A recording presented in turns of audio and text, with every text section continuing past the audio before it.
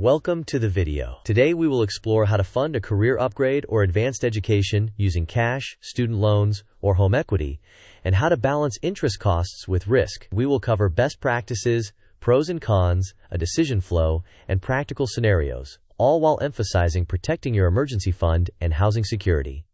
Let's get started. First, let's set the stage. Deciding how to fund an advanced degree or professional credential is a high-stakes decision with long-term consequences. We will break down the smartest path in a structured way so you can navigate choices confidently and avoid common pitfalls. Next, here is our agenda. We will start with the best practice funding ladder, then discuss cash, student loans, and HELOCs in detail, followed by comparisons and a scenario table. We'll reinforce learning with quizzes and conclude with action steps and a disclaimer. Now let's walk through the funding ladder. First, seek all free money such as scholarships, grants, and employer tuition reimbursement. Second, use current cash flow as much as possible without compromising essential expenses.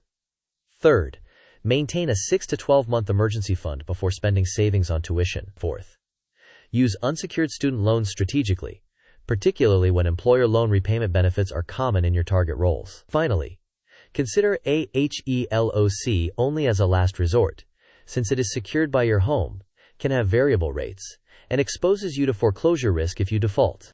This latter helps you manage cost while protecting financial stability. Moving on, this mind map organizes the 4 pillars: free money at the top, then cash, student loans, and HELOC. Cash has the advantage of no interest, but reduces liquidity. You must preserve a 6 to 12-month emergency fund. Student loans are unsecured, often around 7 to 9% or higher, and can be strategically beneficial when employers repay part of the debt. Aim to pay them off in 3 to 5 years in high-earning fields. HELOCs are secured by your home, often variable rate, and carry foreclosure risk. Therefore, they should be used only as a last resort. This mental model will anchor the rest of our discussion. Furthermore, cash is the safest method because it completely eliminates interest costs. However, you must maintain a robust emergency fund of 6 to 12 months of expenses. Stop paying from savings once you approach your safety net floor. Additionally, be aware of the opportunity cost. If you use liquid assets for tuition, they will no longer be invested and generating returns. To stay disciplined, consider automating transfers to a separate tuition sub-account. Next, student loans are typically unsecured, which means your home is not collateral. Rates often run around 7 to 9% or higher for graduate programs. If you expect a significant income boost, plan for a 3 to 5 year payoff horizon. Critically, research employer loan repayment benefits. If offers commonly include $20,000 to $30,000 in repayment, it can be financially rational to borrow at least that much to capture the benefit. Finally, verify federal loan limits because they may not cover all tuition and living expenses, potentially requiring additional sources. Meanwhile, the HELOC often tempts borrowers with lower initial interest rates, but it is secured by your home and usually carries a variable rate. This means default can lead to foreclosure, and rate changes can increase your payment unpredictably. Because of this risk, experts generally advise against using a HELOC for education unless all other options are exhausted. Protect your housing security at all costs. After that, let's directly compare student loans and HELOCs.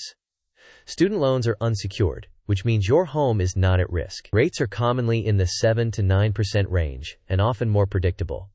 And many employers offer repayment incentives, which makes them standard for high-earning programs and often compatible with a 3 to 5 year payoff plan. In contrast, HELOCs are secured by your home, creating foreclosure risk. They usually have variable rates, which introduces payment uncertainty, and do not come with employer repayment benefits. While initial rates can be lower, they may rise substantially. For these reasons, a HELOC should generally be a last resort. Consequently, consider these illustrative scenarios for an $80,000 tuition cost. With cash, assuming you maintain a 12-month emergency fund and use only excess savings, you pay no interest but incur an opportunity cost. At a 4% hypothetical return over 2 years, That is roughly $6,500 not earned. For a student loan at 8% over 48 months, the monthly payment is about $1,954, and total interest is about $13,773. Employer repayment of $20,000 to $30,000 could offset a significant portion of principal. For a HELOC with a 6% interest-only period for 24 months and a 9% rate thereafter amortized over 36 months, the initial payment is about $400 per month, rising to about $2,542, with total interest around $21,112, all while exposing your home to risk. These are simplified illustrations, not quotes. Your results will vary. Additionally, this timeline shows a practical sequence. First, research free money and employer benefits. Next, verify or build a 6 to 12-month emergency fund. Then, allocate cash flow and any surplus savings without breaching your safety net.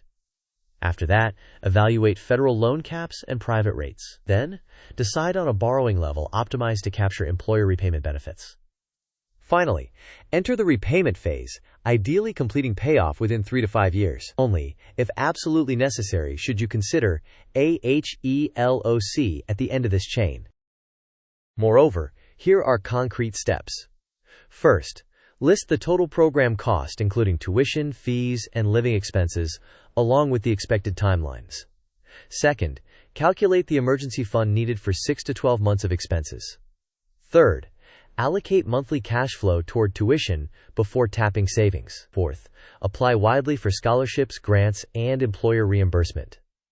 Fifth, research employer loan repayment trends for your target roles. Sixth, check federal loan caps and interest rates, and model a 3 to 5 year payoff timeline.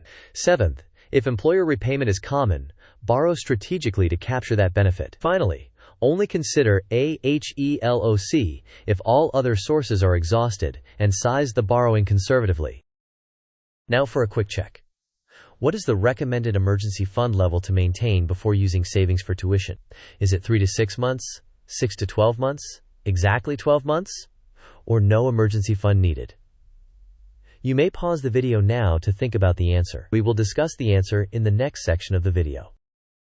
The correct answer is 6 to 12 months. Maintaining this level of reserves preserves your financial resilience while you pursue education and minimizes the chance of needing costly debt for emergencies. Here is the second question. When can it be rational to take student loans even if you have cash available? Is it when employer loan repayment benefits are common, to earn credit card points, because a HELOC teaser rate seems lower, or only when interest rates are extremely high? You may pause the video now to think about the answer. We will discuss the answer in the next section of the video.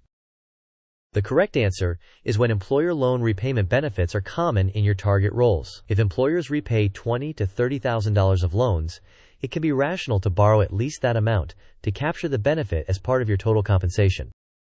To recap, begin with free money. Use current cash flow and preserve 6 to 12 months of emergency savings. Use unsecured student loans strategically, especially in high-earning fields.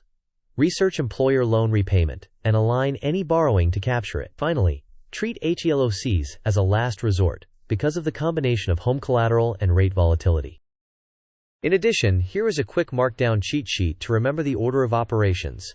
Free money first, cash flow second, preserve the 6 to 12 month safety net, use unsecured student loans with a 3 to 5 year payoff, and only then consider a HELOC as the last resort. A guiding rule of thumb is to protect housing security at all costs.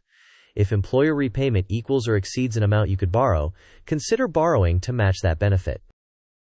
Before deciding, map your total program costs and timing, and stress test your emergency fund. Model a 3 to 5 year payoff for student loans if your post-program income significantly increases.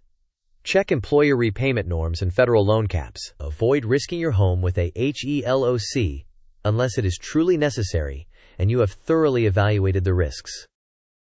Finally, a brief disclaimer. This video is for educational purposes only and is not financial advice. Interest rates, loan caps, employer policies, and lending products change over time and vary by location and individual circumstance. Consult a fiduciary financial advisor and read current lender disclosures before making any financing decisions. Thank you for watching. If this helped, please like the video, share it with someone planning a career upgrade, and subscribe for more content. Share your financing plan or questions in the comments, and we will do our best to respond.